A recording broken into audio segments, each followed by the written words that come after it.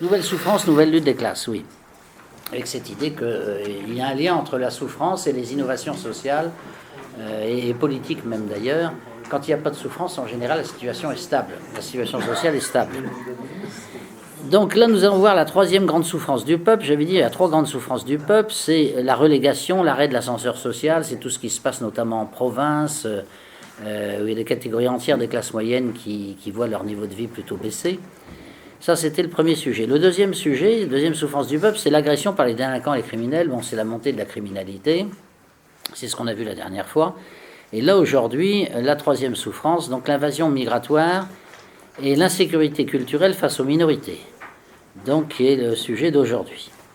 Le mois prochain, on étudiera, alors on passera sur un autre registre, on n'étudiera plus les souffrances du peuple, mais je ferai une conférence sur les réseaux du pouvoir mondialiste, les réseaux du pouvoir oligarchique, c'est-à-dire comment fonctionne réellement le pouvoir en France.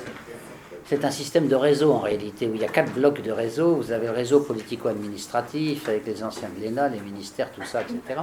Vous avez les réseaux des associations minoritaires, que l'on voit beaucoup s'agiter dès qu'il est question de migration notamment. Mais enfin, il y en a d'autres, des associations minoritaires, il y en a évidemment de toutes sortes. Ça peut être les homosexuels, ça peut être, c'est pas forcément l'immigration, ça peut être toutes sortes de choses.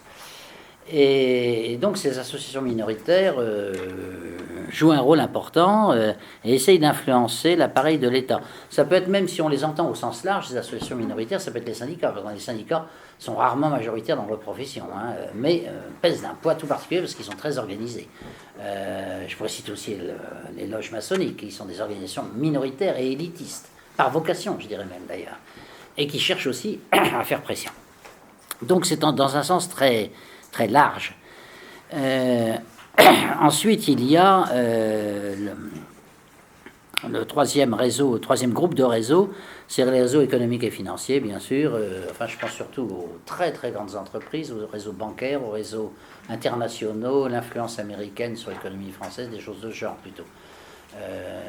Les intérêts n'étant pas forcément les mêmes que ceux des entreprises moyennes ou des petites entreprises. Et donc l'influence qu'ils ont sur le ministère des Finances n'est pas le même non plus. Le ministère des Finances a une certaine connivence avec les très grands groupes, alors qu'il n'a pas beaucoup de connivence avec les autres. Bon, parce qu'ils sont de la même taille, si je puis dire. Et puis ensuite, il y a le quatrième série de groupes de réseaux, pour moi. C'est les réseaux qui sont à la fois juridiques et journalistiques. C'est les médias, bien sûr. Mais c'est aussi les centres de pouvoir juridique, et notamment les tribunaux, les cours et tribunaux, nationaux comme internationaux, comme la Cour européenne des droits de l'homme, etc., qui jouent un rôle croissant et qui déterminent les politiques ou qui bloquent les politiques des gouvernements. C'est très très souvent. Moi, je me souviens de l'époque où j'étais au ministère de l'Intérieur, on avait tout le temps des problèmes avec ces cours-là, dès qu'on voulait notamment, par exemple, réglementer l'immigration ou refouler les clandestins. La Cour européenne des droits de l'homme a fait des jurisprudences inimaginables du style un clandestin doit être considéré comme quelqu'un légalement arrivé sur le territoire. La Cour européenne des droits de l'homme, je dois dire, est un modèle, je dirais, de pérubus juridique. C'est pas une fixation chez moi, c'est un fait. Simplement, il suffit de voir sa jurisprudence. Le cas le plus énorme que j'ai connu, je terminerai là-dessus, le cas le plus énorme que j'ai connu, c'est quand même le cas des pirates de Somalie, qui sont des gens donc qui s'implantent de force sur des bateaux français, des bateaux commerciaux. Ils mettent tout le monde à fond de cale, ils piquent la cargaison, et voilà. Et alors, donc ces pirates, maintenant, pour lutter contre eux, on envoie la marine nationale, donc des bateaux de guerre, et il y a un bateau de guerre qui, c'est pas très vieux, ça doit faire 1 an à peu près, il y a un bateau de guerre qui a arraisonné un bateau, ou 2 bateaux, je crois même, d'ailleurs, de pirates. Et là, évidemment, il y avait des moyens quand même supérieurs, et donc les pirates se sont tous retrouvés prisonniers sur le bateau de guerre. Et ensuite, on les a ramenés en France, où ils devaient être jugés.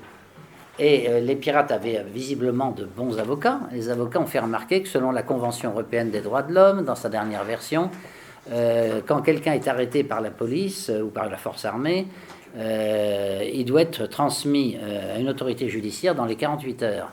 Mais quand vous faites ça sur un bateau dans l'océan Indien, dans 48 heures, c'est difficile.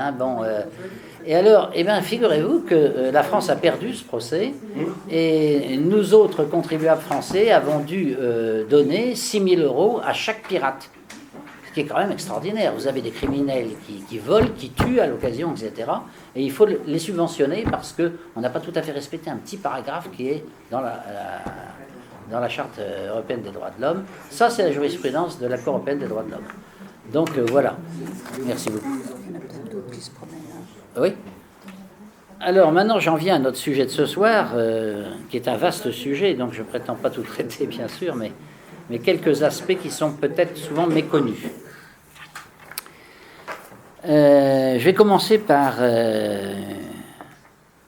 si j'ose dire, une anecdote, oui, qui est arrivée il n'y a pas très longtemps, il y a quelques semaines, en décembre 2017. Donc j'ai été invité à rencontrer un docteur en sciences économiques, comme moi, mais qui a été président de la République, lui, président de la République tchèque, Václav Klaus, qui est venu présenter à Paris son livre « Migration des peuples, bref manuel pour comprendre la crise migratoire actuelle ». Voilà le livre de Václav Klaus. On peut le faire circuler, simplement je veux le récupérer à la fin, mais ça peut peut-être intéresser certains d'entre vous. C'est un bon petit livre qui donne la vie de Václav Klaus, qui ne mâche pas ses mots, je dois vous dire. Mais il a toujours été comme ça. Klaus est un homme qui a le verbe très carré. Il était connu notamment un jour pour avoir conduit Cohn-Bendit. Cohn-Bendit était venu avec une délégation du Parlement européen pour voir les relations entre le Parlement européen, la République tchèque, etc. Et la première chose que dit Cohn-Bendit dans le bureau du président de la République était Klaus. Il dit il y a une chose qui me choque beaucoup chez vous, Monsieur le Président, et il faut que ça cesse, n'est-ce pas? Sur le château du Ratchin qui domine la ville de Prague, il y a le drapeau tchèque, ce qui est normal, mais il n'y a pas le drapeau européen. Et c'est inadmissible et vous devez mettre le drapeau européen. Et Klaus s'est levé, il lui a dit, écoutez monsieur, la dernière fois que quelqu'un s'est adressé à moi sur ce ton-là, c'était le premier secrétaire du Parti communiste de l'Union soviétique. Bon, mais comme vous le savez, nous les Tchèques, on s'est libérés de cette tutelle-là, et c'est pas pour avoir maintenant la tutelle de gens comme vous. Alors maintenant, vous prenez la porte. Alors, ça fait un scandale, on dit Klaus, c'est un type épouvantable, etc. Et moi je l'aime bien, évidemment, vous en doutez. Il est aussi membre du club de Valdai comme moi. Et donc son livre est vraiment stimulant, je vous le recommande, parce qu'il ne mâche pas ses mots, justement. C'est pas un président de la République, mais c'est pas comme souvent un homme politique qui dit les choses à moitié, etc. Il dit le fond de sa pensée, qui est extrêmement intéressant. Et alors je vous donne un petit extrait. Donc son livre est sorti en France, aux éditions L'Harmattan. Silence médiatique absolument total, évidemment, parce que Klaus est incorrect et son livre l'est aussi, alors ça fait beaucoup. Klaus, d'ailleurs, dès le début de son livre, condamne ce qu'il appelle les intellectuels européens aux nobles idées abstraites, matinés d'un désintérêt total à l'égard des destins humains concrets. Il a eu une excellente préface d'un ami qui est le professeur Pascal Salin, et Salin met dans sa préface « Les pays les moins puissants de l'UE, Europe centrale et orientale notamment, ont dû longtemps lutter pour préserver leur identité nationale et pour acquérir une réelle souveraineté. Pour eux, il n'est pas acceptable aujourd'hui que les grandes puissances européennes leur imposent arbitrairement de modifier leur structure ethnique en plaçant contre leur volonté par la force des migrants sur leur territoire. Au surplus, plusieurs de ces pays ont conservé la mémoire de la lutte contre l'expansion violente de l'islam et des guerres contre les Turcs. Ça, dans les Balkans, en général, ça n'a pas laissé de bons souvenirs.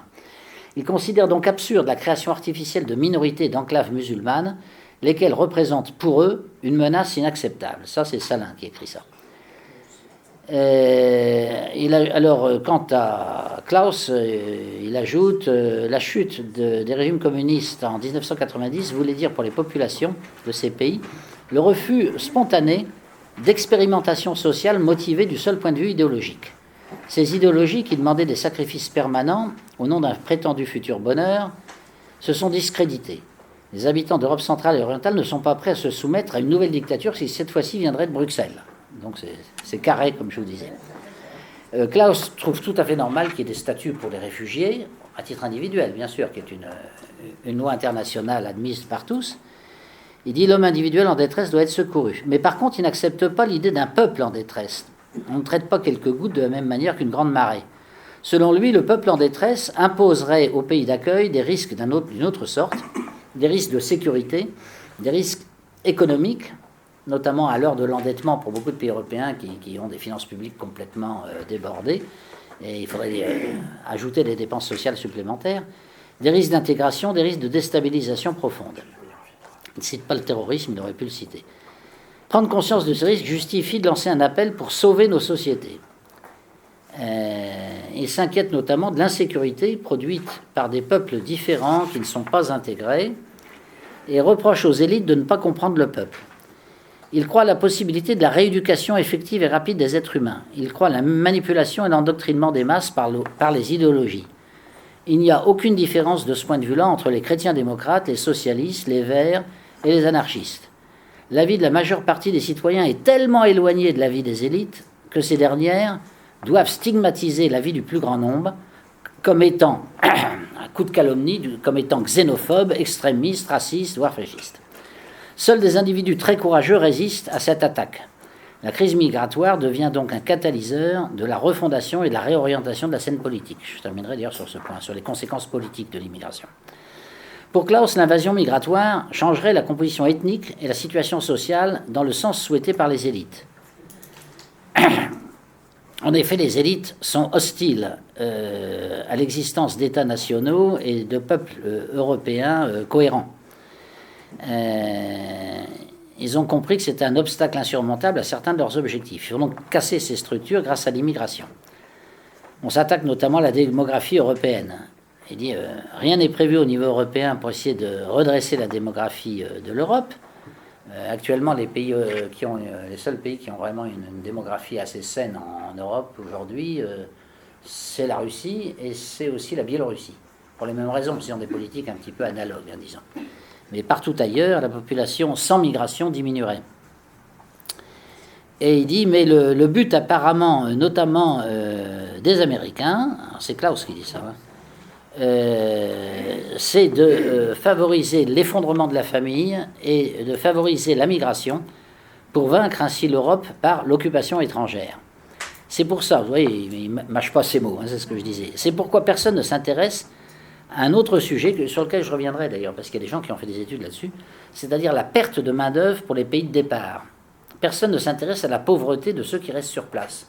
Parce qu'en réalité, les gens qui migrent, c'est pas du tout la partie la plus pauvre, même s'ils sont dans des situations misérables, mais c'est pas comparable à ceux qui restent sur place, qui sont généralement des personnes âgées, ou alors des enfants, ou des femmes, puisque les migrants sont à 80% des jeunes hommes quand même. Il y a une sacrée sélection qui se fait. Et tous les autres sont obligés de rester sur place. Et ils sont sur place dans des pays où il y a de moins en moins de médecins, où il y a de moins en moins de gens qualifiés, parce que toutes les personnes qualifiées, notamment les médecins, partent évidemment en Occident. Donc là, on ne s'interroge pas, il n'y a pas de pitié, il n'y a pas des grandes homélies de notre cher Saint-Père sur ce sujet-là. Non, mais il pourrait s'intéresser aux gens qui restent sur place, parce que pour eux, la migration signifie une aggravation de leur situation. Enfin, il y a des économistes qui ont calculé tout ça.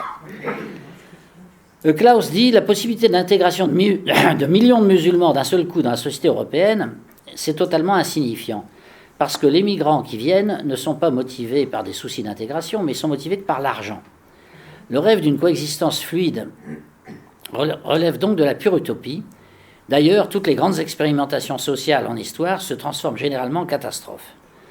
Il y a donc pour Klaus une sorte de lutte des classes, même s'il ne prononce pas vraiment le mot, en disant l'actuelle migration de masse convient tout à fait à certaines élites européennes, bureaucratiques de Bruxelles ou ailleurs, qui veulent liquider les démocraties nationales.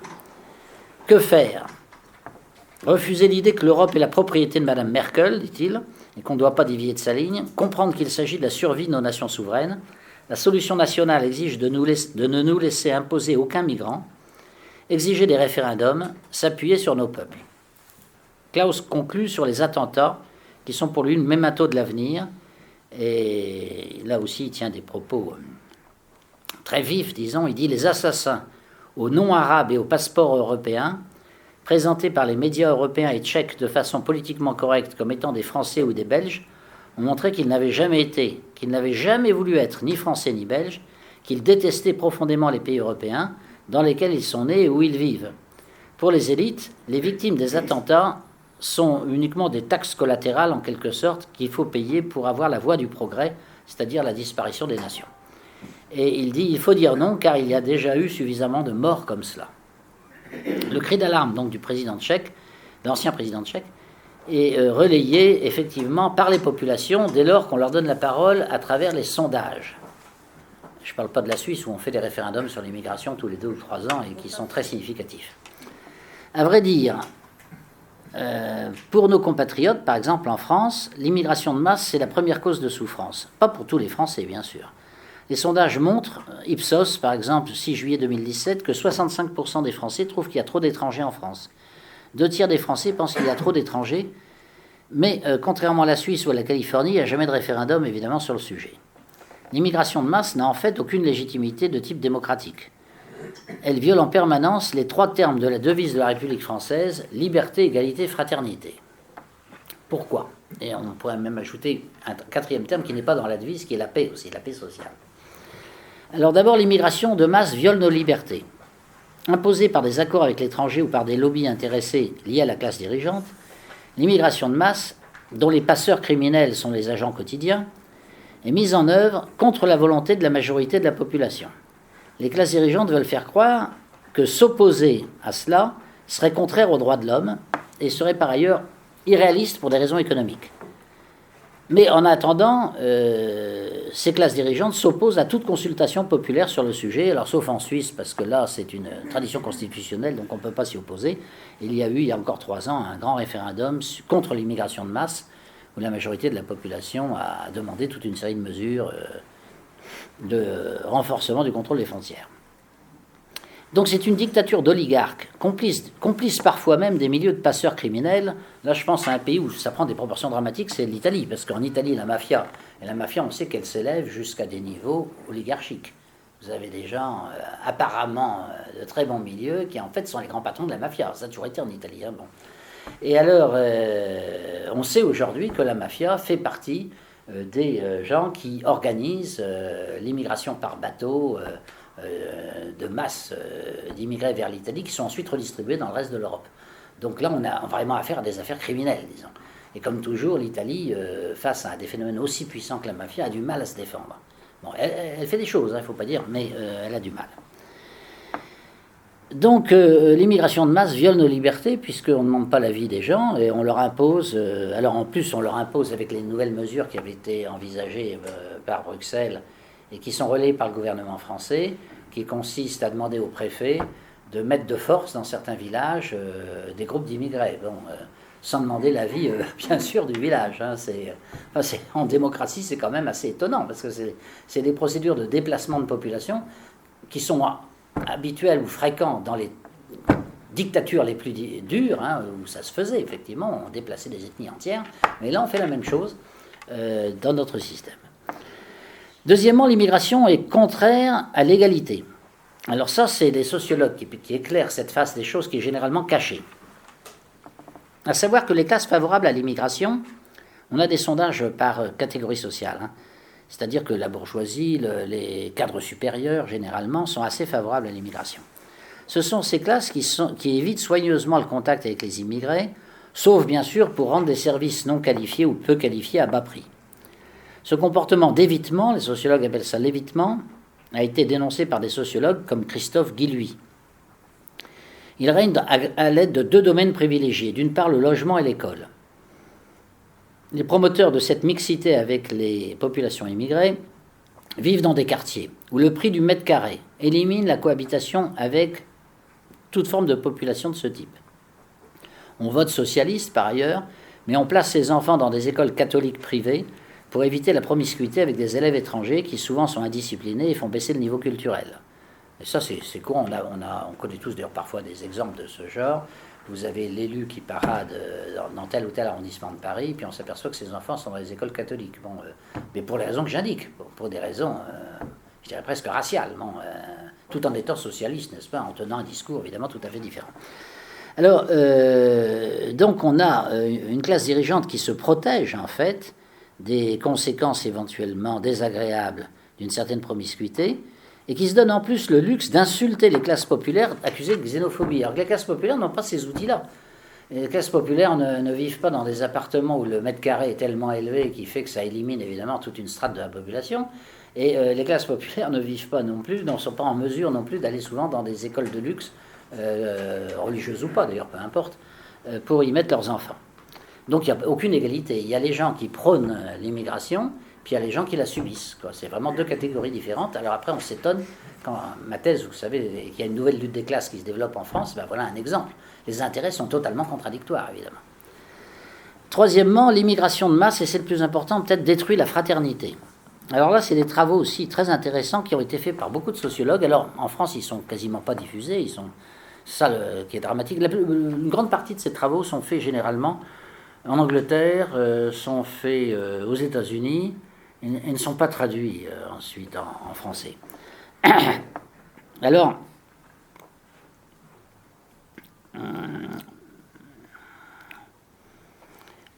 les sociologues, pour parler de l'immigration, parlent de l'insécurité culturelle que secrète l'immigration. C'est-à-dire qu'ils ont noté que toute population, quelle que soit la région du monde, a peur de devenir minoritaire sur son propre territoire. Et donc elle développe des réactions de défense. Le professeur Guilhuy, qui est un de ces sociologues assez connus, donne un exemple en disant: un jour j'ai fait une conférence devant des étudiants en décrivant le comportement de villageois dans un pays du monde dont je vous dirai lequel plus tard. Et il y a quelques étrangers qui viennent, ils sont très bien accueillis. Ensuite, les étrangers font venir leur famille, etc. Et il y a de plus en plus d'étrangers qui viennent, etc. Et à un certain moment, les gens, voyant la population étrangère se multiplier de façon inquiétante, les gens commencent à avoir des réactions négatives.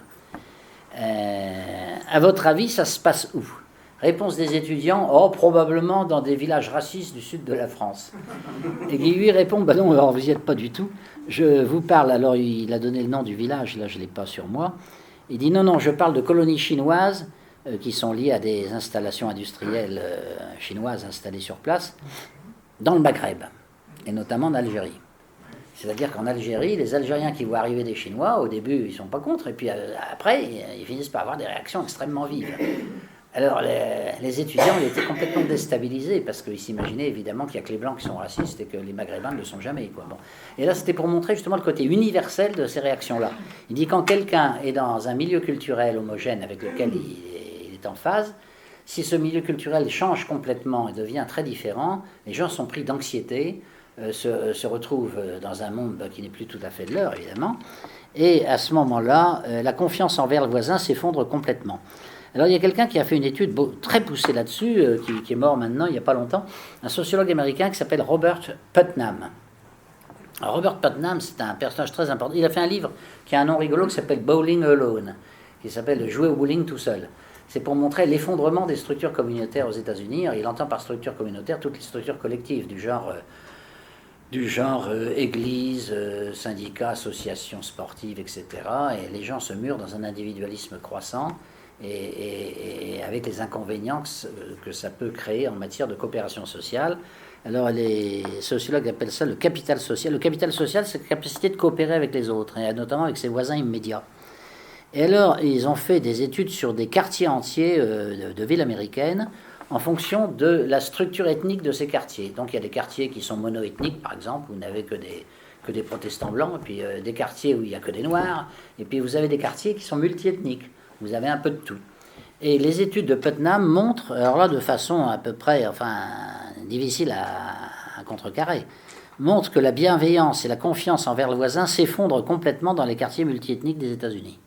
C'est-à-dire que dans les quartiers monoethniques, les gens ne ferment même pas leur porte à clé, parce qu'ils connaissent tous leurs voisins et puis il n'y a pas de problème. Dès que c'est multiethnique, les gens sont méfiants à l'égard des autres et ils se barricadent chez eux, quoi, finalement. Ces études, et la conclusion de Putnam a fait scandale aux États-Unis quand il a dit ça, évidemment. Il a dit: entre la diversité et la fraternité, il faut choisir.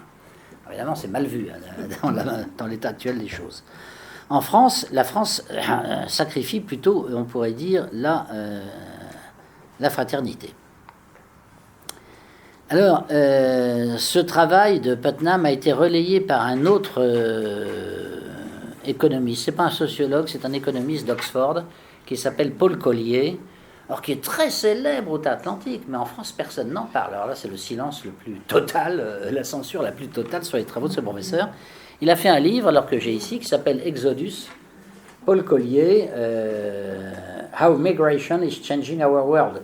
Comment les migrations sont en train de changer notre monde. C'est un livre paru aux presses d'Oxford, de l'université d'Oxford. Alors c'est pareil, on peut le faire circuler, simplement qu'on me le rende à la fin. Parce que j'en ai qu'un et puis je l'ai annoté. Alors je suis désolé, c'est un livre en anglais, contrairement au livre du professeur Claus, du président Claus. Mais visiblement, personne ne veut traduire des livres de ce genre parce que, bien qu'il ait un succès commercial gigantesque aux États-Unis, en Angleterre, en Hollande ou en Scandinavie, ce livre, présente des idées politiquement extrêmement incorrectes. Alors, je vais vous donner quelques extraits d'ailleurs de ça. Le professeur Collier dit il faut faire un bilan de la situation de la migration. Il dit mais il faut faire un bilan complet, ce qu'on ne fait jamais. C'est-à-dire il faut dire est-ce que la migration profite, oui ou non, aux immigrés. Ça dépend des cas, c'est plus complexe qu'on peut le croire. En général, ça profite plutôt, mais c'est pas forcé, hein, c'est complexe. Ensuite, deuxième catégorie de population dont on se fiche complètement, c'est les populations d'accueil. Est-ce que l'arrivée d'une immigration de masse va améliorer le standing de vie des populations d'accueil qui vont accueillir ces migrants, ou est-ce que ça va dégrader leurs conditions? Et d'abord par le contact immédiat, bon, voisinage, mais aussi du point de vue plus général. Quel est l'impact sur les finances publiques, par exemple? Quel est l'impact pour les contribuables, etc. Voilà. Donc il dit il faut aussi prendre compte de cela. Il ne s'agit pas de dire la migration va apporter, je sais pas, de la main-d'œuvre, etc. et donc n'a que des conséquences positives. Pour les migrants en tout cas, mais même pour la population d'accueil, il faut faire le bilan positif-négatif. Puis il dit il y a enfin une troisième catégorie de la population qui est la plus nombreuse de loin, mais dont à laquelle personne ne s'intéresse, qui est absolument incroyable, surtout de la part de gens qui se disent tout le temps charitables. C'est la population qui reste sur place. Parce que la population qui reste sur place, évidemment la population qui migre, si vous voulez, venant des pays sous-développés par rapport à la population qui reste sur place, c'est quand même très peu. C'est peut-être 2%, quelque chose comme ça, c'est très très faible. L'immense majorité des gens, ils restent sur place. Et eux, ils sont dans une situation qui est généralement dramatique, ils sont souvent dans des situations de misère très avancée, et la migration, loin de leur profiter, souvent, leur fait souvent du tort. Je prenais l'exemple, un exemple assez évident, qui est la migration de médecins. En France, je crois qu'il y a plus de médecins africains aujourd'hui qu'en Afrique. Bon, mais pour les populations africaines dont tout le monde se fiche visiblement, c'est quand même dramatique. Ils ont besoin de médecins, quoi. Donc, allons passer son temps à dire c'est bien, c'est bien, c'est bien, ça dépend pour qui, quoi. Alors, Collier, d'abord, a fait scandale à Oxford en disant il faut voir les trois sortes de populations concernées, et les résultats ne sont pas du tout les mêmes.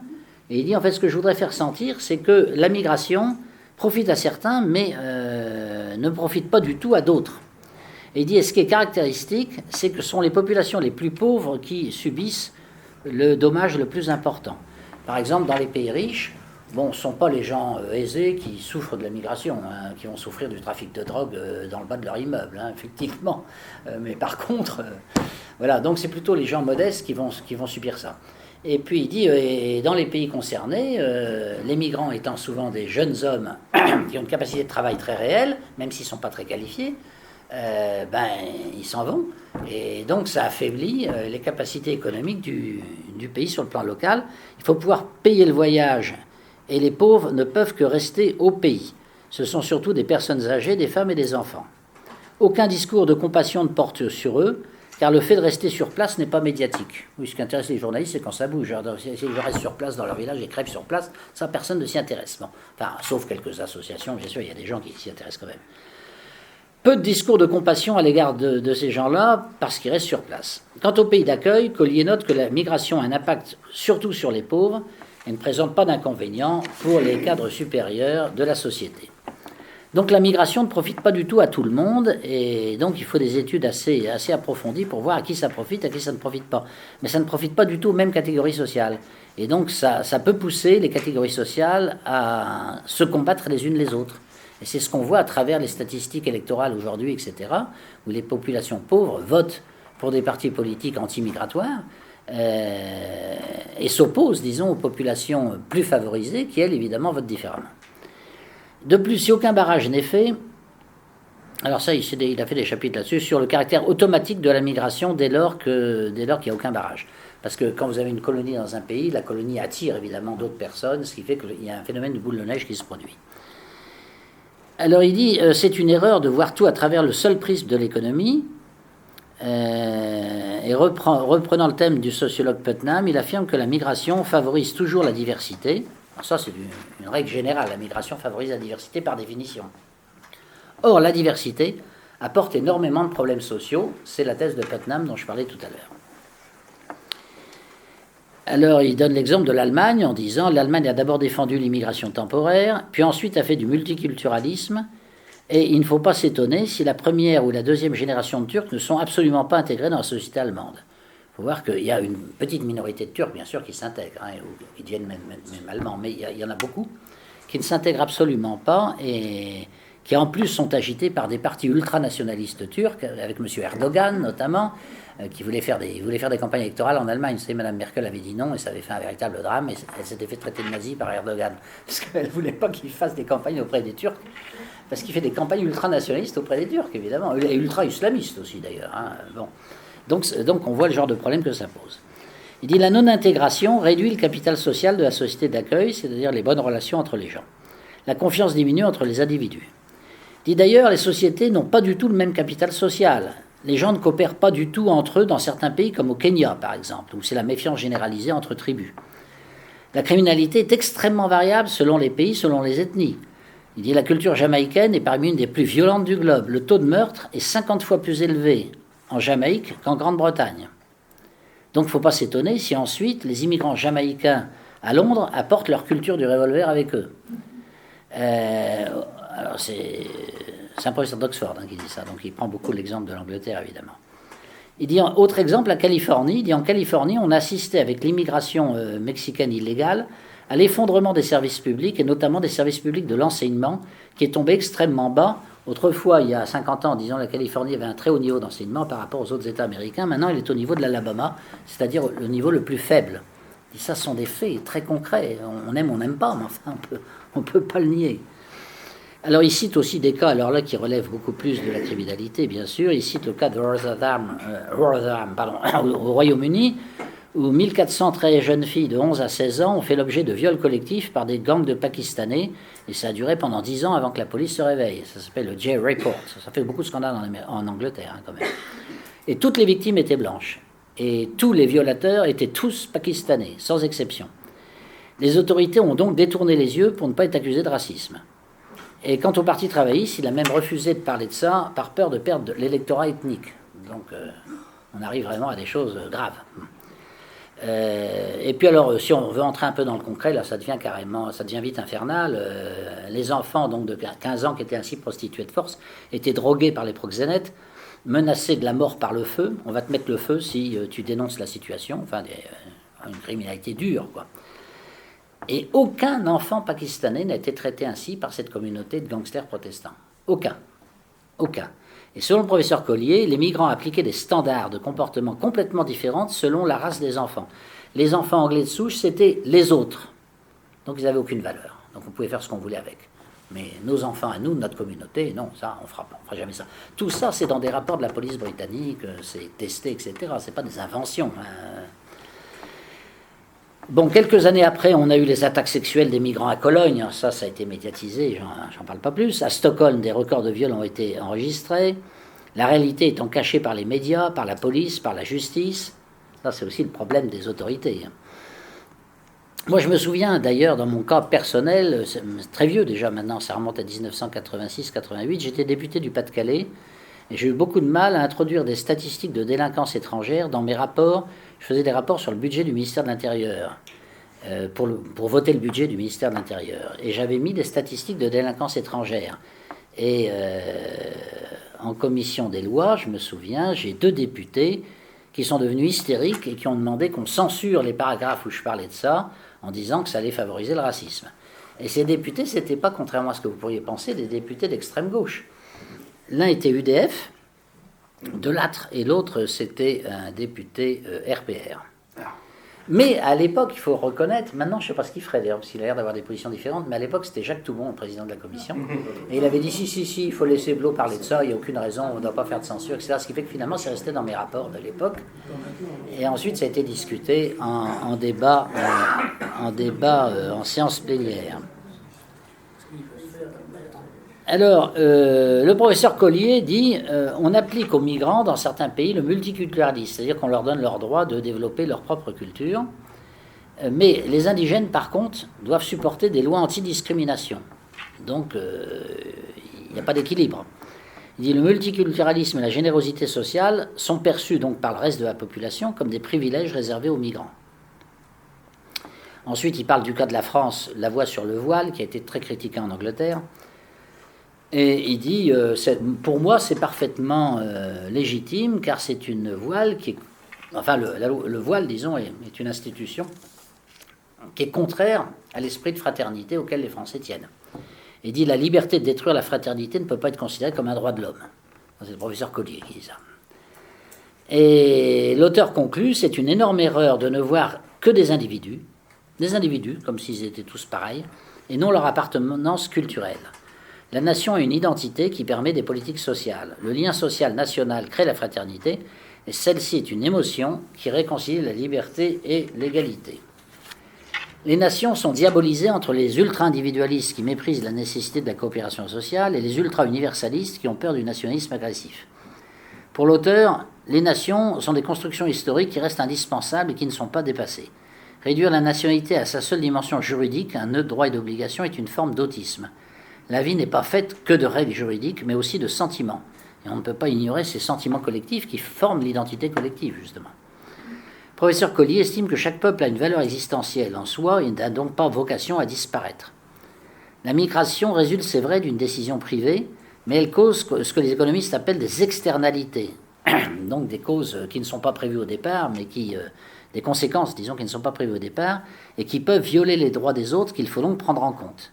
Si vous êtes dans un immeuble et puis que vous n'avez que des islamistes intégristes, par exemple, qui occupent tout le reste de l'immeuble, tous les étages, on ne va pas dire que ça n'aura pas des conséquences sur votre mode de vie personnel, c'est bien évident. Donc c'est ça, les fameuses externalités culturelles en question.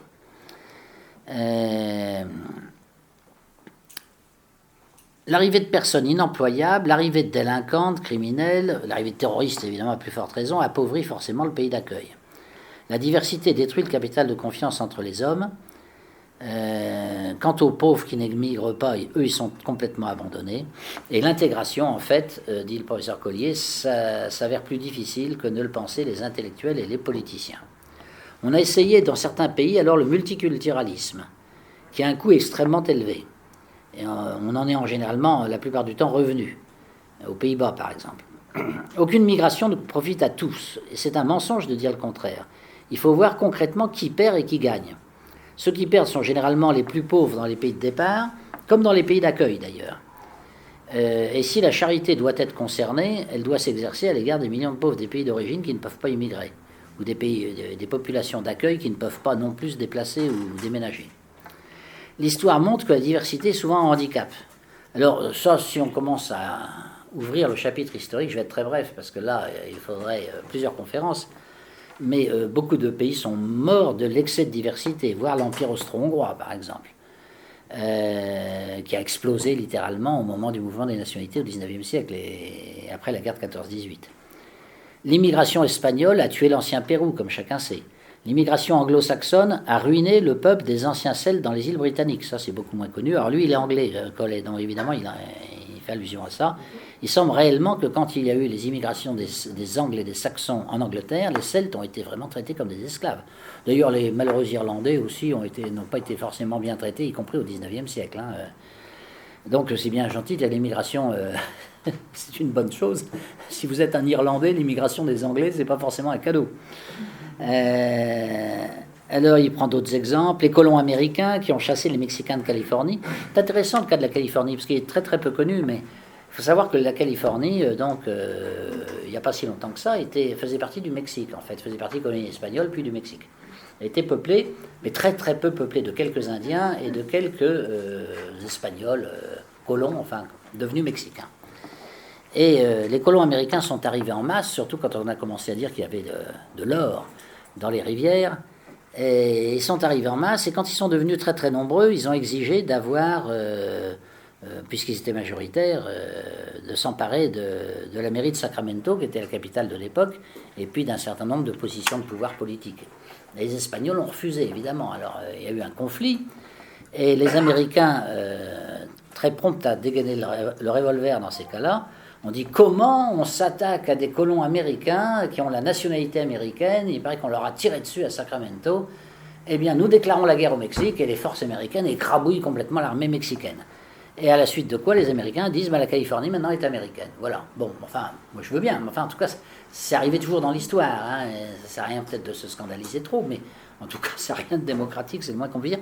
C'est l'immigration donc d'anglo-saxons qui a permis ensuite l'intervention en termes de politique étrangère et d'intervention militaire. Mais c'est un truc qui est très connu. Il y a eu d'autres exemples. Alors Hitler est un très bon exemple de ça aussi en 1938.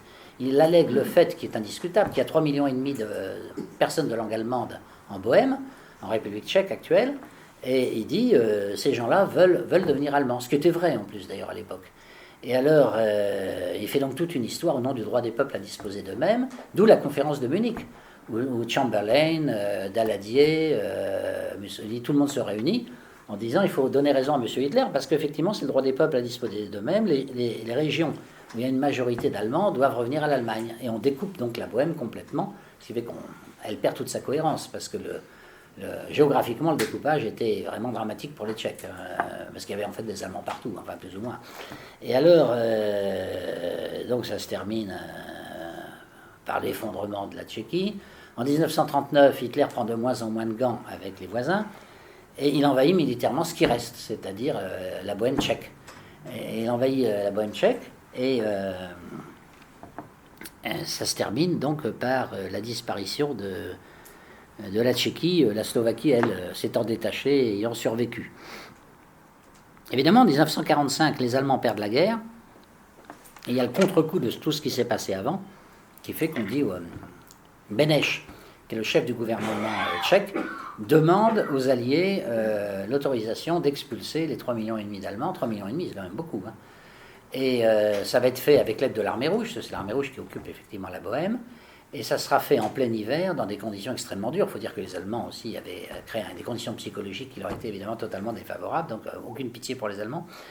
3,5 millions de gens qui ont été donc chassés sur les routes avec comme directive, vous avez 48 heures pour rester, rassembler vos bagages et partir, et au bout de 48 heures, c'est 2 balles dans la tête. On a connu ça en Algérie avec ce qu'on appelle la valise ou le cercueil, voilà. Donc ces histoires de minorités, si vous voulez, qui finissent par provoquer des guerres, etc., qui remettent en cause la paix, c'est effectivement ce qu'on peut constater dans l'histoire, dans les cas d'immigration. Vous avez le Kosovo, qui est un autre cas qu'on pourrait citer, enfin il y a beaucoup de cas, et tout ça n'est pas très rassurant. Alors maintenant, si on adopte une approche plus philosophique, si je puis dire, je vais reprendre, si vous voulez, les 4 pôles dans lesquels l'existence humaine est ballottée, en quelque sorte, selon le philosophe Martin Heidegger. C'est-à-dire que l'homme habite sur un territoire, il obéit à des normes qui sont au-dessus de lui, il vit avec les autres hommes, et il a un rapport avec la transcendance ou la divinité. Même si ce rapport peut être un rapport d'agnosticisme, enfin, il est toujours conscient de ça. Il y a la différence d'un animal. Un animal n'a pas de rapport avec la divinité, mais un homme en a, même s'il est athée. Qu'est-ce qu'on peut dire de l'immigration sur ce sujet-là? Alors l'immigration menace l'unité du territoire. Elle peut aboutir à des scissions, comme au Kosovo. Elle favorise le terrorisme en laissant se constituer ce que l'Académie des sciences russes appelle des califats délocalisés dans les banlieues, où les armes s'accumulent et on recrute des futurs djihadistes. L'insécurité physique se développe. J'étais à Yalta, invité par le ministère des Affaires étrangères russe au mois de décembre, oui. Et j'ai entendu un rapport de l'Académie des sciences russes passionnant, de l'Institut de l'Europe, donc qui s'intéresse à l'Europe occidentale plutôt, sur ce phénomène dont je ne connaissais pas le nom, enfin c'est le nom qui a été donné par les experts là-bas, c'est à Yalta, ils appellent ça des califats délocalisés, en disant mais vous êtes complètement fous en France, vous ne vous rendez pas compte que dans vos banlieues il y a des califats délocalisés, c'est-à-dire des quartiers ou des blocs d'immeubles où en réalité l'autorité républicaine, disons, n'est plus respectée, et c'est les imams qui contrôlent le véritable pouvoir culturel et le pouvoir même quasiment politique sur le territoire, et ils forment les jeunes à devenir des djihadistes. On a l'impression d'une démission de l'État face à ce phénomène, qui est un phénomène extrêmement préoccupant, extrêmement grave, contre lequel il faudrait se mobiliser. Alors, ça m'avait frappé, c'est pour ça que j'en dis quelques mots. L'immigration affaiblit nos valeurs aussi, parce qu'elle cherche à imposer ses propres normes. Alors on l'a vu avec le foulard islamique, avec les piscines, avec toute une série de débats qui ont eu lieu en France à ce sujet. Et pour lutter contre ça, encore faudrait-il qu'on ait nous-mêmes de fortes valeurs. Moi, je vois par exemple en Russie, bon, il y a un fort patriotisme, si vous voulez, c'est un élément d'intégration extrêmement fort.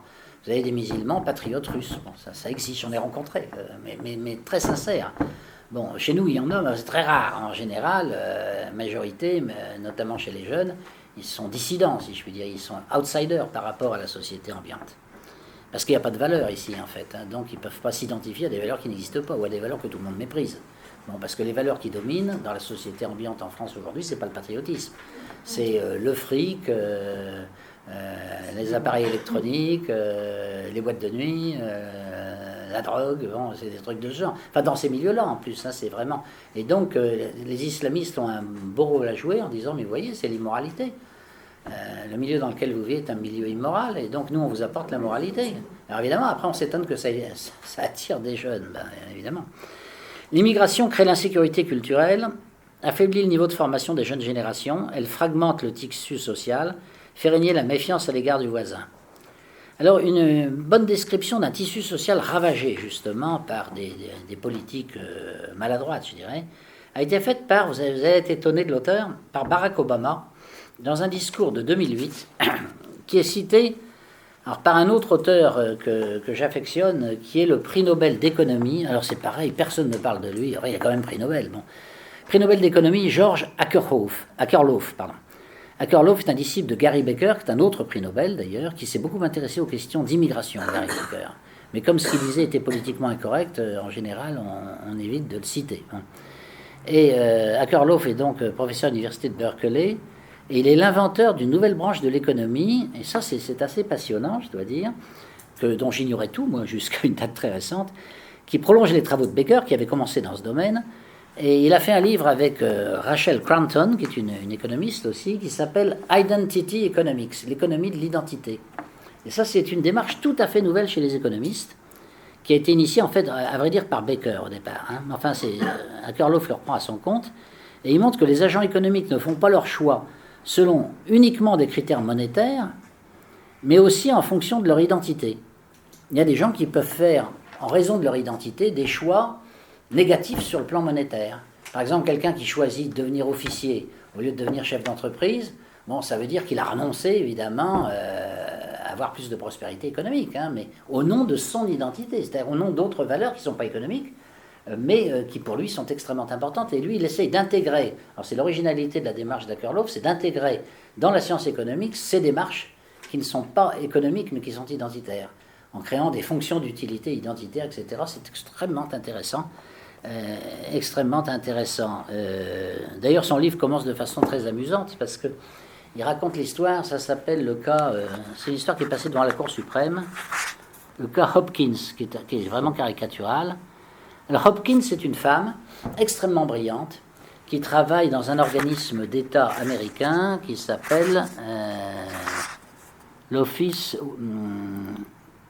Pricewaterhouse Office of Government Service. Donc je ne sais pas exactement à quoi sert cette organisation, mais enfin, c'est une organisation d'État. Et elle fait une carrière exceptionnelle, tellement elle est douée, tellement elle travaille bien. C'est vraiment, je ne dirais pas non plus, un cadre supérieur exceptionnel, cette femme.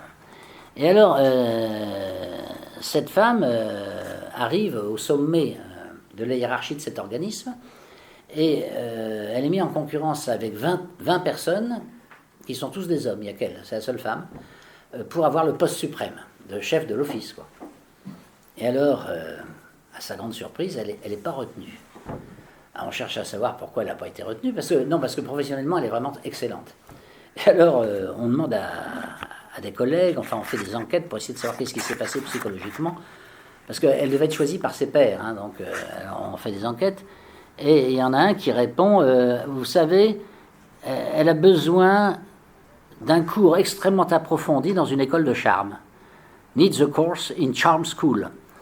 On en a assez de voir cette femme qui se conduit comme un camionneur, et on voudrait avoir un partenaire, alors surtout si c'est notre chef, qui marche de façon plus féminine, parle de façon plus féminine, je vous traduis de l'anglais, s'habille de façon plus féminine, utilise le maquillage et les bijoux, et qu'elle puisse se coiffer quand même de temps en temps. Alors évidemment, c'est pas très professionnel. Et alors, Et alors, finalement, la femme demande, mais pourquoi j'ai été rejetée, etc. Alors, on lui dit ça. On lui dit, écoutez, on va être franc avec vous, voilà ce que vous reprochent vos collègues. Mais c'est tous vos collègues qui sont folles de rage. Elle va devant les tribunaux, en discrimination sexiste, et pour essayer de faire réparer la mauvaise décision. Et alors, appel sur appel, etc. Enfin, ça dure 6-7 ans. Et ça monte jusqu'à la Cour suprême, cette affaire-là. Et alors, la Cour suprême, évidemment, est obligée de trancher. Et la Cour suprême dit, visiblement, tous ses camarades de travail ne supportaient pas de vivre avec une femme qui n'avait rien de féminin. Ça correspond à des goûts personnels, bien sûr. Ça n'a pas de justification professionnelle. On peut considérer qu'en réalité, c'est pas tellement ses goûts personnels qui sont mis en cause, c'est surtout le fait que c'est une femme. Et donc, c'est du sexisme, et donc, elle a droit à être indemnisée. Alors, on ne lui a pas donné de poste quand même, mais par contre, elle a une grosse indemnité, ce qui est très américain. Alors, l'histoire est assez marrante. Et alors, Akerlof commence comme ça son livre en disant, voilà, c'est ça, l'identité, l'économie de l'identité. C'est que les gens font des choix pour des raisons identitaires qui n'ont rien à voir avec le taux de profit, en l'occurrence. Là, c'est un exemple flagrant. Il dit, mais c'est beaucoup plus fréquent que ce que vous croyez. Et notamment, ça fonctionne à plein tube dans l'éducation. Alors, il étudie longuement le cas de l'éducation. Et là, je vais vous citer l'exemple de l'éducation. Alors, je vous dis quand même la citation d'Obama. C'est lui qui donne cette citation d'Obama en disant, mais Obama, il se rend assez bien compte des problèmes identitaires qu'il y a aux États-Unis. Parce qu'on avait reproché à Obama d'avoir un ami qui était le père Wright. Je ne sais pas si vous vous souvenez, au moment de la campagne électorale. Le père Wright, c'est un pasteur protestant américain, noir, qui tenait des propos, tout ce qu'il y a de plus extrémiste sur les Blancs, mais violents. Alors, il dit, comment vous pouvez avoir un ami pareil, etc. Et Obama répond, la colère raciale se manifestait dans les sermons du père Wright. C'est vrai. Mais être surpris par cela, c'est oublier que le moment où la ségrégation est la plus forte en Amérique, c'est toujours le dimanche matin. Alors ça, moi, je ne savais pas, mais bon.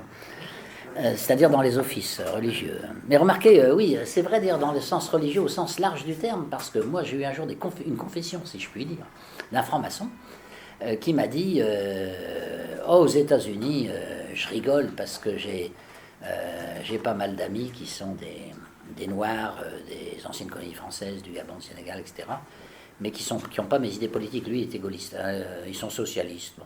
Et quand ils vont aux États-Unis, ils vont dans les loges réservées aux Noirs. Et moi, je vais dans les loges réservées aux Blancs, qui sont d'un niveau très supérieur. Il me dit, parce que c'est comme ça aux États-Unis, les loges officielles qui dépendent de la Grande Loge d'Angleterre sont toutes blanches. Et un Noir ne peut pas entrer dedans, c'est interdit. Alors, je ne sais pas comment c'est interdit, d'ailleurs, parce que la loi ne doit pas le permettre aujourd'hui, mais enfin, bon, c'est privé tout ça, hein, donc... Et il dit, et donc on fait le voyage ensemble, et ensuite quand on va dans les réunions maçonniques, moi je vais dans les réunions pour blancs, et eux ils vont dans les réunions pour noirs. Je dis, dis donc, alors c'est une belle fraternité la maçonnerie, hein. Vous êtes il dit, oui, je reconnais que quand, vu de France, ça me paraît vraiment bizarre, il me dit. Mais c'est comme ça que ça se passe. Bon. Alors, Obama dit, c'est vrai que la colère des Noirs n'est pas toujours productive, parce qu'elle distrait l'attention des problèmes réels. Mais elle empêche notamment les Afro-Américains de voir leurs propres fautes dans les situations qui sont les leurs. C'est-à-dire, ils sont plus pauvres, c'est vrai, mais beaucoup d'entre eux ne travaillent pas, ils n'ont pas de culture du travail, etc. Donc, il faudrait qu'ils voient leurs propres fautes quand même, au lieu de se mettre simplement en colère. Et aussi, ça les empêche de nouer des alliances pour changer les choses, parce qu'ils sont tellement en révolte contre toutes les autres ethnies. Les Asiatiques sont très mal vus, parce qu'ils réussissent aussi. Et donc, ça crée une ambiance très mauvaise. Il dit, mais cette colère est réelle et puissante. Vouloir ignorer totalement cette colère, la condamner purement et simplement, sans comprendre ses racines historiques et sociologiques, ne ferait qu'accroître le malentendu, écrit Obama. Et ensuite, il dit, d'ailleurs, la même colère existe chez les Blancs. Beaucoup d'Américains de la classe ouvrière ou des classes moyennes n'ont pas l'impression d'avoir été privilégiés parce qu'ils étaient blancs. Leur expérience d'immigrants, souvent, fait qu'ils ont été obligés de tout faire pour se construire une vie. Ils ont travaillé dur toute leur vie, pour voir parfois leur emploi partir à l'étranger, leur retraite rabotée. Ils ont peur du futur. Dans une période de stagnation et de concurrence mondiale, ils ont l'impression de ne rien gagner et que leurs rêves sont sacrifiés. Quand ils entendent qu'un Noir a trouvé un bon job ou une bonne école grâce à la discrimination positive, vous savez, qui fait des quotas, ils ont l'impression que c'est pour réparer une injustice que eux n'ont jamais commise. Parce qu'effectivement, c'est une injustice qui a été commise contre les Noirs, peut-être, mais au niveau des grands-parents, des arrière-grands-parents. Quand on leur dit que la peur du crime dans le voisinage vient uniquement des préjugés racistes, il ne vient pas de la réalité, à savoir qu'il y a des crimes. Bon. Leur ressentiment ne fait qu'augmenter dans le temps, et ils sont furieux. Et alors ça, c'est une bonne partie de l'électorat de Trump, c'est des gens qui sont comme ça, évidemment. On voit bien dans cette description qu'il faut abandonner les points de vue strictement individualistes et monétaires pour pouvoir comprendre ce qui se passe. On a un conflit identitaire. On ne peut donc pas le résoudre avec les méthodes actuelles de la science économique. Ça, c'est Akerlof qui dit ça. L'identité est puisée dans les racines qui donnent du sens à la vie. Ce sens de l'identité oblige à avoir une certaine tenue pour pouvoir réaliser des exploits dans le cadre de la mission. Une certaine tenue, c'est exactement ce qu'on demandait à cette pauvre Madame Hopkins, qui avait une allure de camionneur. On lui demandait d'être féminine et d'aller dans une école de charme. Bon, c'est ça, en fait. Akerlof applique sa théorie de l'économie identitaire à l'école. Et il prend l'exemple, alors c'est un exemple intéressant, qui prend l'exemple d'une école qui s'appelle Hamilton Hill, au Wisconsin, c'est à tout près de Milwaukee, où les élèves, à l'origine, étaient tous issus de la classe moyenne blanche. Dans les années 1950-1960, Hamilton High est c'est High, c'est pas Hill, excusez-moi, est une école typique pour la classe moyenne. Le principal considérait que son travail était de conforter les standards de politesse et de respect d'autrui, avec un programme de qualité et une équipe locale de sport gagnante. L'étudiant typique était engagé dans la rédaction du journal de l'école, était actif dans les fraternités masculines et féminines, le club des filles, le chœur musical. C'est-à-dire c'est une espèce de communauté qui était très fière d'elle-même et qui développait toutes sortes de symboles, etc. Les casquettes, les t-shirts avec le nom de l'université. C'est très américain, ça. Mais enfin, ça existe aussi dans les écoles, les public schools anglaises, ça fonctionne comme ça aussi. Et bien en 1969, tout a changé, parce qu'un tribunal a exigé l'intégration de toutes les écoles communales, et on a donc pratiqué le busing, donc transport par bus, pour amener de force des étudiants noirs des quartiers pauvres. Les conflits éclatèrent presque immédiatement. Les étudiants noirs et leurs parents accusèrent les étudiants blancs de racisme dans l'application des règles de l'école. Les émeutes éclatèrent. Après une soirée récréative, les étudiants blancs dirent aux noirs, ce qui évidemment ne devait rien arranger, sortez de notre école, c'est notre école à nous, parce qu'à l'origine, effectivement, ils étaient entre eux. Et les noirs, pour se venger, ont mis le feu à la cafétéria. Les Noirs avaient le sentiment d'être extérieurs à l'école. Les élèves se regroupèrent petit à petit en deux groupes. Un groupe loyaliste envers l'école et un groupe hostile, chacun avec ses propres vêtements et ses propres coutumes. Les jocks et les burn-outs, c'est les noms qu'ils ont donnés. Les jocks, c'est en fait plutôt les blancs, et les burn-outs, c'est plutôt les noirs. Le sens de la communauté à l'intérieur de l'école s'est donc affaibli et les résultats scolaires sont effondrés. Avec la dégradation de la vie scolaire, les élèves des parents les plus riches ont décidé de quitter l'école pour aller dans des établissements privés, et seuls les blancs pauvres sont restés sur place. Donc on voit bien le résultat différent selon les catégories auxquelles ils appartiennent dans une affaire comme ça. Le niveau des étudiants noirs ne s'est pas amélioré pour autant, d'autant plus que les meilleurs élèves blancs étaient partis, donc ils ne pouvaient plus servir de modèle. Celui des pauvres blancs a baissé, les seuls gagnants furent les étudiants des familles riches qui s'en allèrent. La ségrégation raciale brute a été remplacée en fait par une ségrégation financière, puisque la seule discrimination tolérée aujourd'hui aux États-Unis, c'est la ségrégation par l'argent. Là, il n'y a pas de loi qui vous interdise, effectivement, d'aller dans une école 3 fois plus chère si vous avez envie. Voilà.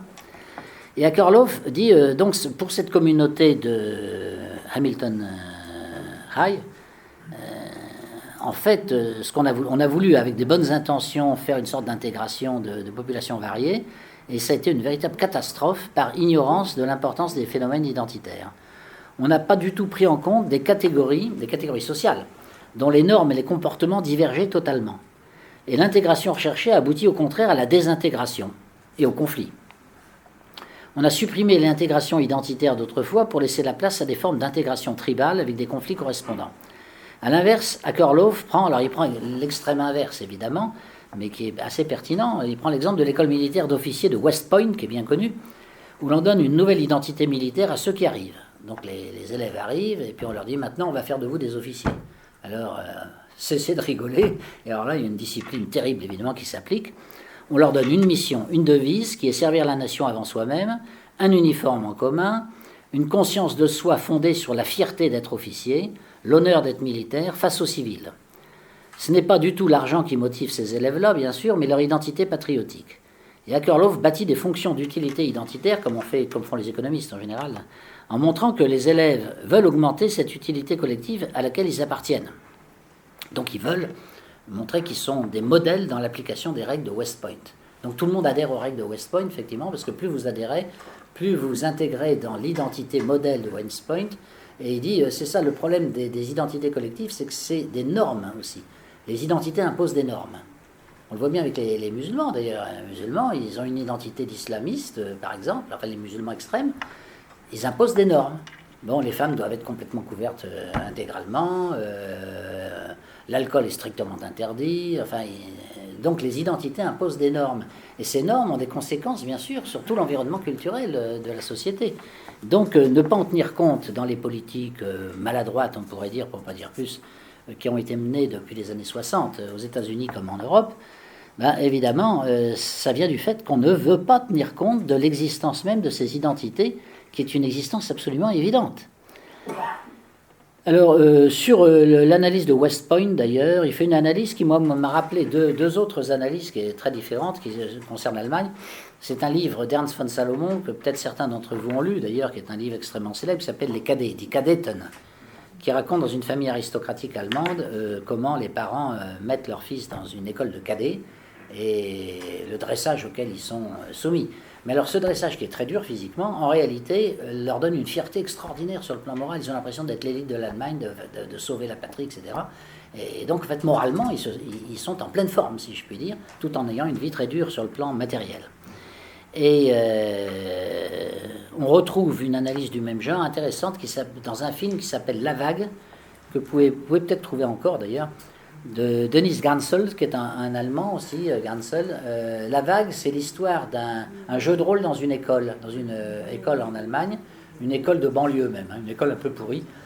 Alors on voit au début l'école, alors il y a des tacs partout, les jeunes se droguent, enfin c'est vraiment, oui c'est une école assez pourrie quand même, qui ne va pas du tout. Et puis il y a un professeur qui dit on va faire un jeu de rôle sur l'autoritarisme. L'autoritarisme militaire, ça vous expliquera ce qui s'est passé dans l'Allemagne d'autrefois, horrible, affreuse, etc. Bon. Et donc il demande à tous ses élèves, on va faire un jeu de rôle pendant une semaine, donc vous allez tous venir avec des chemises blanches. Alors les types gueulent, ouais, moi j'ai mon t-shirt. C'est le jeu de rôle, alors vous jouez le jeu de rôle. Bon. Alors après, il leur impose de se lever quand l'enseignant entre en classe, ce qui n'était pas le cas. Ensuite, il leur impose de faire des exercices dans leur classe, sous forme de marche, en claquant les talons sur le sol, etc. Alors on entend des bruits dans cette classe. Dans le reste de l'école, on se dit, ils sont devenus fous, qu'est-ce qui se passe, qu'est-ce qu'ils sont en train de faire, etc. Puis petit à petit, il arrive à créer une conscience collective à ces jeunes dans leur classe. Et il leur dit, il faut donner un nom à votre mouvement. Alors le nom, c'est la vague. Et alors tous les jeunes, alors, ils se saluent selon un salut spécial qui est le salut de la vague, qui est un truc comme ça. Bon. Et puis petit à petit, alors c'est là où ça commence à se dégrader, parce que ça c'est le bon côté, si je puis dire, qu'on a vu. Puis après ça se dégrade parce que les jeunes qui font partie de la vague se mettent à mépriser les autres jeunes qui n'en font pas partie, donc des autres classes, et veulent les incorporer de force, et les autres veulent pas. Alors, il y a des bagarres, enfin donc ça tourne très très mal.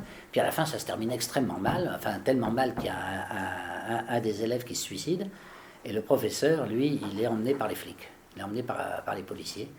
Et évidemment, le film a une vertu pédagogique en montrant à la fois les dangers de ce genre d'identification, mais en même temps aussi les bienfaits, parce qu'entre-temps, ils ne se droguent plus. Enfin, tout ce qu'ils faisaient avant de mal, ils ont arrêté. Ils ont arrêté le comportement, évidemment, délinquant.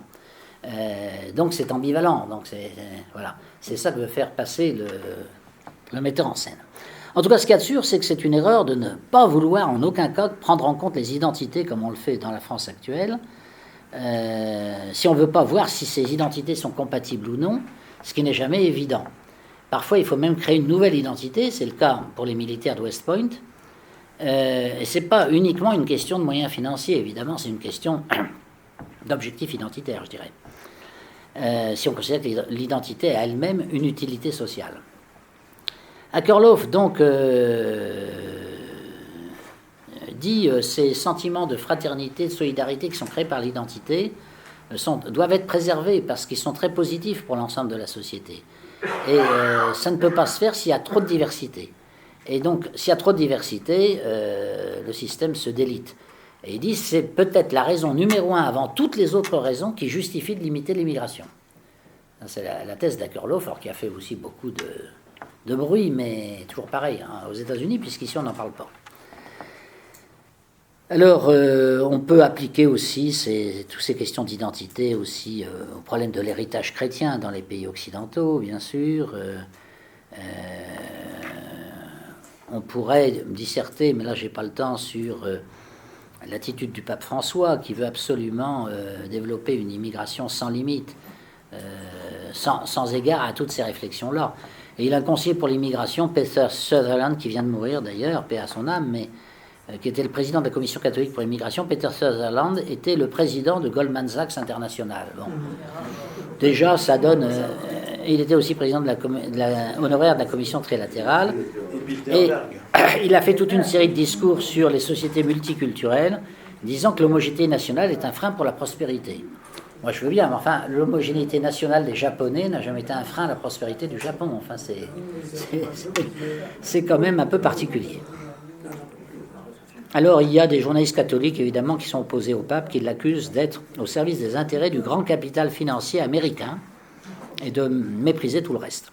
Bon, ça, je ne trancherai pas, mais enfin, il faut savoir que le débat existe. Ce qui est vrai, en tout cas, c'est que le débat sur le sujet de l'immigration, ce n'est pas un débat entre catholiques, athées, entre droite et gauche. C'est différent. C'est un débat entre certaines classes dirigeantes qui, elles, profitent de la mondialisation et les perdants qui, eux, souffrent de l'immigration. Ça, c'est ça la véritable opposition. Avec l'écrasement généralement des classes moyennes qui sont situées entre les deux. Face aux défis posés par l'immigration, les solutions sont assez claires. Il faut rétablir la souveraineté nationale, faire des référendums d'initiative populaire pour fixer les grandes orientations politiques en accord avec la majorité de la population. Mais tout ça ne peut pas se faire si les classes populaires ne prennent pas le pouvoir politique, en quelque sorte, et ne renversent pas le pouvoir de l'oligarchie cosmopolite. Alors ça pose évidemment quelques petits problèmes. Il y a des pays déjà qui ont pris des orientations très différentes de la nôtre. Encore que là, les dernières déclarations de Macron semblent montrer que lui-même serait un peu sensible à ce changement d'ambiance. Peut-être. Alors, il y a des cas, évidemment, il y a des cas bien plus avancés que ceux de la France, par exemple le Danemark. Alors, au Danemark, le Premier ministre libéral, Lars Rasmussen, a fait une coalition avec le Parti du peuple danois, c'est-à-dire l'équivalent du Front National. Il a fait l'alliance qui semble impossible en France, mais là-bas, oui. Et il vient de faire une déclaration qui a scandalisé évidemment la presse française, disant « Les 21 000 Syriens arrivés au Danemark depuis 2011 n'ont aucune vocation à rester au Danemark. Ils doivent reconstruire leur pays dès que possible et dès que la paix reviendra. Mais il faut bien leur faire comprendre qu'ils n'ont aucune vocation à rester au Danemark et on ne les laissera pas rester au Danemark. C'est-à-dire, au moins, on ne trompe pas les gens sur la marchandise, c'est déjà ça. » Ensuite, autre exemple de quelqu'un, c'est vrai, dont certains pourront dire qu'il est assez brutal, c'est le Premier ministre israélien, Benjamin Netanyahou, qui vient de déclarer que 38 000 clandestins africains vont recevoir un billet d'avion pour retourner en Afrique. Ceux qui refusent de partir seront systématiquement emprisonnés.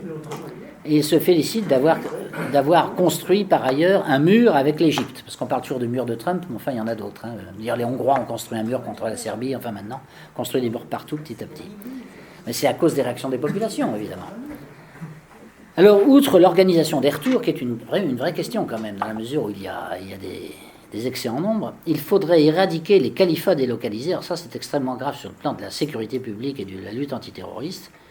Mais vous verrez que aucune instance française jusqu'à présent n'utilise ce terme de califat délocalisé, parce qu'évidemment, c'est reconnaître un certain échec. Dire qu'il y a des califats autonomes dans les banlieues françaises, pour un préfet, c'est insupportable, je peux vous dire. Mais c'est quand même la réalité. En plus, il faut faire cesser le scandale d'un peuple qui est complètement désarmé, parce que c'est la tradition française, on n'est pas en Amérique, mais face à des minorités qui accumulent les armes en cachette. Et là, on a des rapports de la police qui sont extrêmement, extrêmement significatifs. Donc les seuls gens armés en France aujourd'hui, enfin en dehors des forces de l'ordre bien sûr, ce sont certains immigrés, disons. Bon, donc ça, c'est quand même assez extraordinaire. C'est pourquoi d'ailleurs, moi je pense qu'il faudrait sans doute créer, elle existe d'ailleurs, mais enfin elle existe à l'état d'embryon, une vraie garde nationale, comme les Américains en ont une, et comme les Russes viennent d'en créer une d'ailleurs il y a quelque temps, pour compléter les forces de l'ordre classiques, où tout le monde pourrait être intégré, enfin tout le monde avec des tests bien sûr, mais ça permettrait au peuple d'assurer sa propre défense, puisque les gens pourraient, à titre, comment dire, à temps partiel, ils pourraient faire partie de la garde nationale. C'est d'ailleurs une tradition, curieusement, c'est une tradition, si j'ose dire, républicaine, puisqu'on aime bien ce titre en France, puisque la garde nationale existait sous la Révolution française. Elle a été créée par le roi Louis XVI, contrairement à ce que beaucoup de gens croient. La garde nationale a été créée par le roi Louis XVI qui trouvait qu'il y avait trop d'insécurité en France, que les forces de gendarmerie ne suffisaient pas. Les gendarmes, il y avait des gendarmes, l'expression. Gendarmes en 2 mots.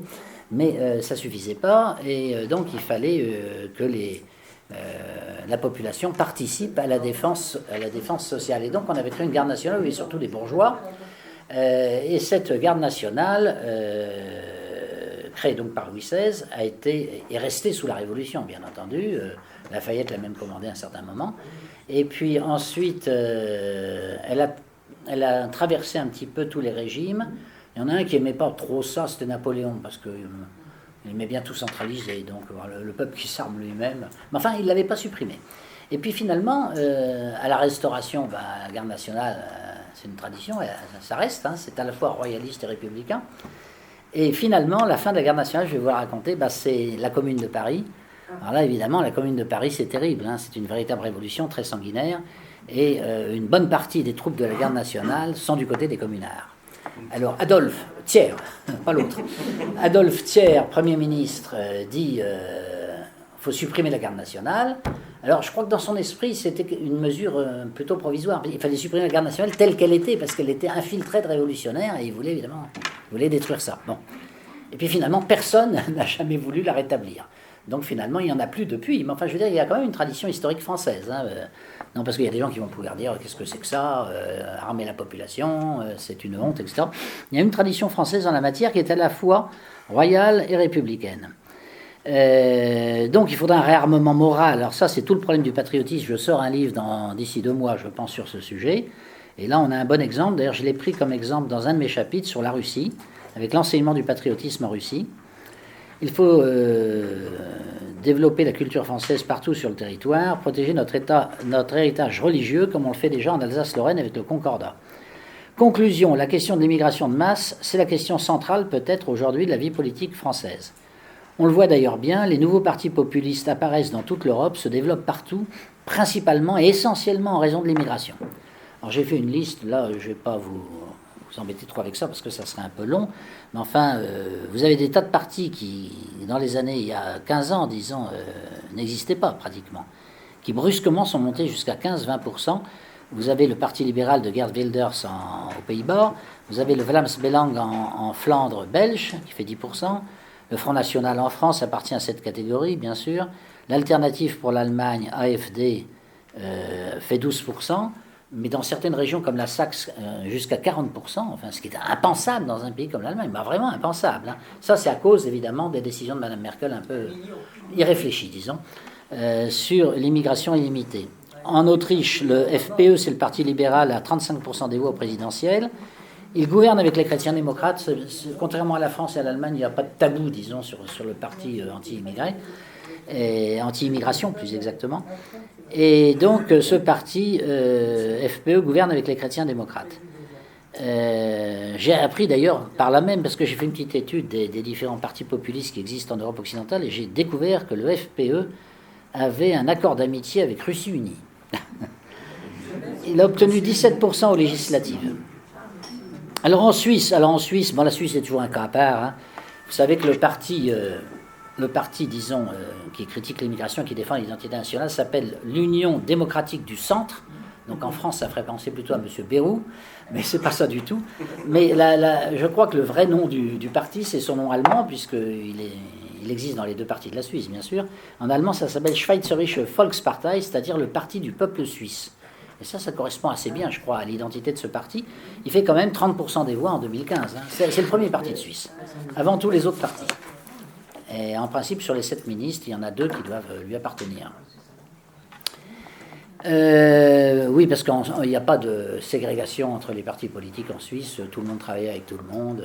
Comme en Italie, d'ailleurs, c'est pareil. Moi, je me souviens, quand j'étais au Parlement européen, j'étais très étonné parce que je rencontre Marco Pannella, qui était une des plus grandes leaders de l'extrême gauche au Parlement européen, italienne, anarchiste d'ailleurs.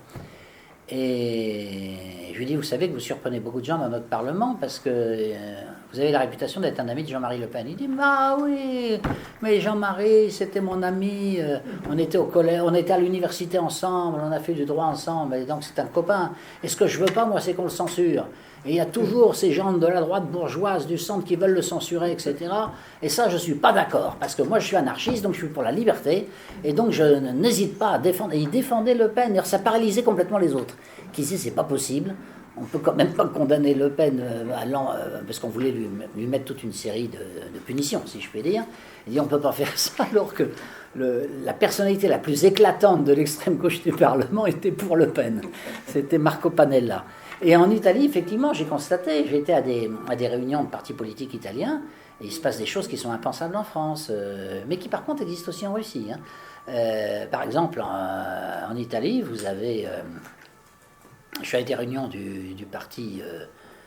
d'un parti qui a presque disparu maintenant, mais enfin qui était maintenant c'est la Ligue du Nord qui a remplacé ça, mais c'est la même chose en fait. Et donc ce parti nationaliste italien et anti-immigration fait des congrès, et au congrès il y a des députés communistes qui viennent ou des députés socialistes qui viennent.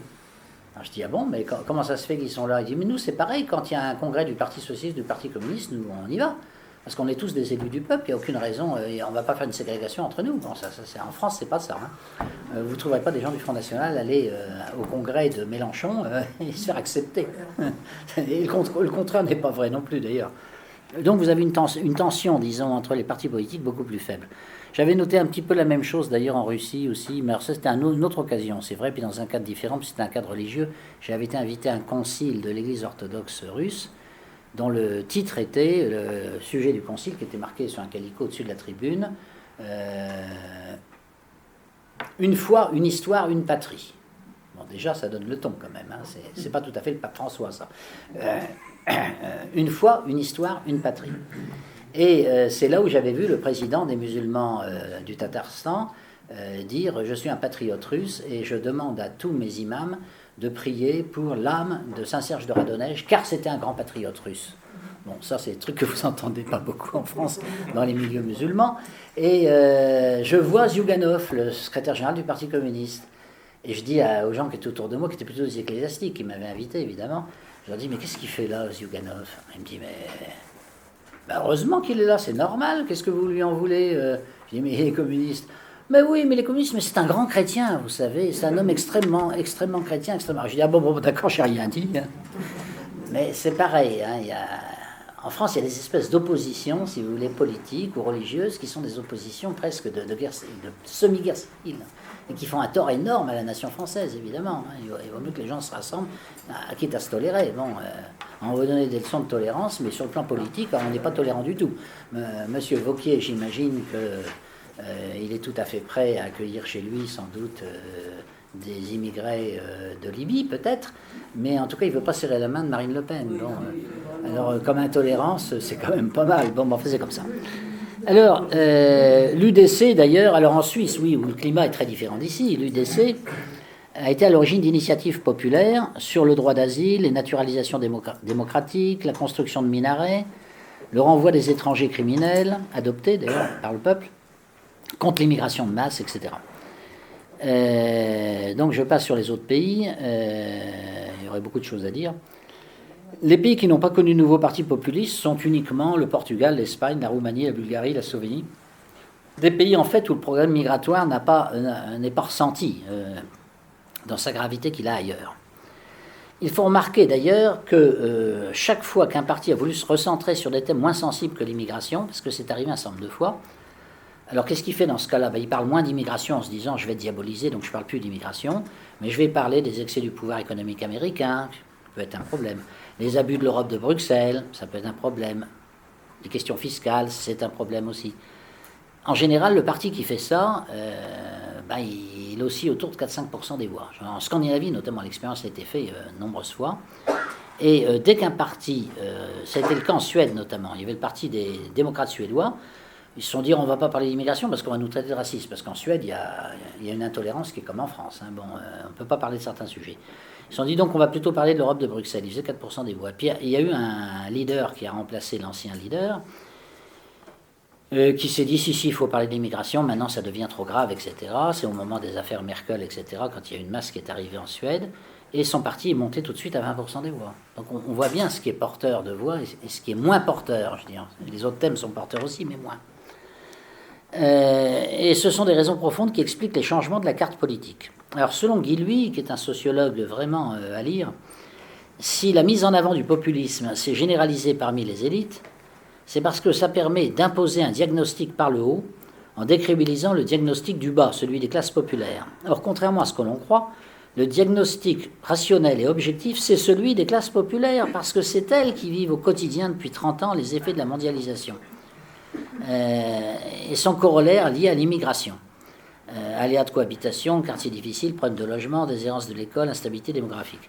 Ainsi, contrairement à ce qu'on écrit un peu partout, le diagnostic par le bas, désigné comme populiste, n'est pas le fruit d'un comportement irréfléchi ou d'une protestation superficielle. D'après lui, après chaque élection, on a droit à la sempiternelle analyse sur le très faible niveau scolaire des électeurs du Front National, qui seraient peu éduqués, qui seraient presque débiles, aptes à la manipulation. On suggère également que le populisme séduit les vieux, qui ne comprennent rien au monde. Il dit là, on est en plein délire, car l'électorat du FN est composé essentiellement d'actifs et de jeunes. Il y a un parti vieux en France d'ailleurs, où effectivement, je crois que la moitié des adhérents ont plus de 60 ans. Bon, enfin, moi je l'ai aussi, hein, mais c'est pas, je fais pas du racisme anti-vieux, mais enfin, je veux dire, un parti qui n'a que des gens âgés, c'est quand même un problème. C'est le Parti républicain, bien sûr. Le Parti républicain, actuellement, est un parti où il n'y a que des personnes âgées. Il y a des personnes qui ont des revenus élevés d'ailleurs, ça c'est une autre question. Mais pour un parti, n'avoir que des personnes âgées, c'est très mauvais signe. Hein. Moi j'ai connu ça quand j'étais député du Pas-de-Calais, j'avais fait faire un sondage par strate d'âge justement sur le Parti communiste local. Et j'avais découvert que le Parti communiste faisait 70% des voix chez les gens de plus de 60 ans. Et à l'époque, ils gagnaient. Hein. D'ailleurs, moi je n'y arrivais pas, j'arrivais pas à les vaincre, sauf une fois une cantonale où je les ai écrasés, mais autrement, j'y arrivais pas. Et alors, j'ai vu que les strates d'âge jeunes, les électeurs de 18 à 21 ans ou de 21 à 25, etc., Parti communiste, 3%.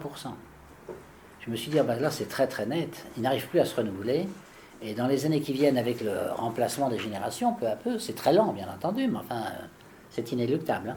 Il n'y aura plus de Parti communiste, un jour ils seront minoritaires, et effectivement ils ont perdu entre-temps, moi j'avais quitté Calais, hein, donc, mais entre-temps, donc, la femme qui m'a succédé, Madame Bouchard s'est retrouvée maire de Calais et a écrasé le Parti communiste parce que le Parti communiste n'avait plus que les personnes âgées qui votaient pour lui. D'ailleurs, le numéro 2 de Zyuganov m'avait expliqué la même chose pour le Parti communiste russe. Il me disait, il m'expliquait que le Parti communiste russe était un parti patriote et un parti qui respectait le droit de propriété. Alors je dis, bon, c'est assez différent de l'ancienne Union soviétique, sur le deuxième point en tout cas. Et pourquoi vous continuez à vous appeler communiste? Parce que c'est un peu différent quand même ce que vous faites aujourd'hui. Il dit oui, on a pensé à changer le nom du parti, mais on a fait des études approfondies sur notre électorat, et toutes les personnes d'un certain âge votent communiste en Russie. Et donc si on enlève le mot communiste, ils vont nous laisser tomber. Et à ce moment-là, on risque d'avoir une perte d'électeurs, vraiment, on peut perdre un tiers d'électeurs, un quart d'électeurs, enfin une perte énorme. Donc on ne peut pas se permettre ça. Donc les strates d'âge, c'est très important quand vous regardez les partis politiques, leurs forces respectives, etc. Alors les partis les plus jeunes aujourd'hui, c'est le Front National et c'est les Insoumis aussi, hein, d'ailleurs. Et Macron, ça va encore. Hein. Mais alors le Parti républicain, alors là, il n'y a vraiment que des gens d'un certain âge. Et le Parti socialiste aussi, un peu moins que les républicains, mais c'est un peu pareil. C'est-à-dire, vous voyez les partis déclinants et les partis qui ont de l'avenir. Indépendamment de la personnalité de leur chef, etc., ça n'a rien à voir. C'est des phénomènes sociologiques profonds dont je parle là. Et je ne fais d'ailleurs que répéter ce que disent des sociologues politiques comme Guy Luy. Il dit le vieillissement de la population, c'est en fait le seul rempart efficace contre le populisme, parce que ce sont les personnes âgées qui ne votent jamais pour les partis dits populistes. Le populisme s'inscrit dans le temps long. Il est la conséquence d'une mise à l'écart culturelle, mais aussi géographique, d'une majorité de nouvelles classes populaires. Ouvriers, employés, paysans, jeunes, retraités, de catégories qui sont exclues du projet ou qui ont l'impression d'être exclues du projet des classes dirigeantes. Dans ces conditions, le débat éternel sur la stratégie électorale du Front National, par exemple, est complètement vain. Le Front National existe parce que des électeurs votent pour ce parti et pas l'inverse. Les gens qui font ce choix ne sont ni spécialement stupides ni spécialement manipulés. Ils font des analyses rationnelles de leur vécu. Ils en tirent des conséquences qui sont peut-être contestables, mais qui s'expliquent très bien. Un populiste pose ainsi le problème de fond à l'ensemble de la classe politique. il tend à faire disparaître la fracture artificielle entre la gauche et la droite pour laisser poindre un affrontement nouveau entre des classes dominantes de droite ou de gauche et les classes populaires. Il contraint les classes dirigeantes à ouvrir les yeux sur l'émergence de nouvelles classes populaires, notamment chez les jeunes, et une forme de contre-société. Et il dit, et c'est pourquoi d'ailleurs, dans les milieux dirigeants, la diabolisation du peuple par le populisme reste une nécessité. Il faut essayer de dire du mal, évidemment, du peuple, qu'il est raciste, xénophobe, etc., pour essayer de l'empêcher d'avoir cette évolution. Et il conclut, on ne va pas vers une société apaisée du tout, mais vers une société sous tension, où l'autochtone doit être assuré pour accepter l'autre. L'évitement dans le logement et le scolaire sépare de plus en plus les classes. La politique de la ville est perçue comme une volonté de privilégier les migrants. D'après le sondage IFOP de 2013, 67% des Français estiment qu'on en fait plus pour les immigrés que pour eux. Mais ça, c'est une réalité du ressenti, je veux dire, ça a des conséquences politiques évidentes. Guy, lui, conclut, avec ou sans les partis politiques, de toute façon, une nouvelle société est en train d'émerger dans la France périphérique, et plus généralement dans tous les milieux populaires, quelle que soit leur origine. Relocalisation, attachement à un capital d'autochtonie, attachement nouveau à des valeurs traditionnelles, y compris chez les jeunes. Et c'est vrai que c'est très curieux, les jeunes les plus identitaires, d'ailleurs c'est le mot, sont les jeunes. Les mouvements identitaires qui sont souvent excessifs d'ailleurs, mais ce sont des mouvements de jeunes, ce n'est pas des mouvements de vieux, ça se saurait. Hein. Ça ne veut pas dire qu'il n'y a pas des vieux patriotes, ça c'est autre chose, mais ceux-là ils sont très minoritaires, ils sont en voie de disparition. Tandis que les autres, ils sont en voie de montée.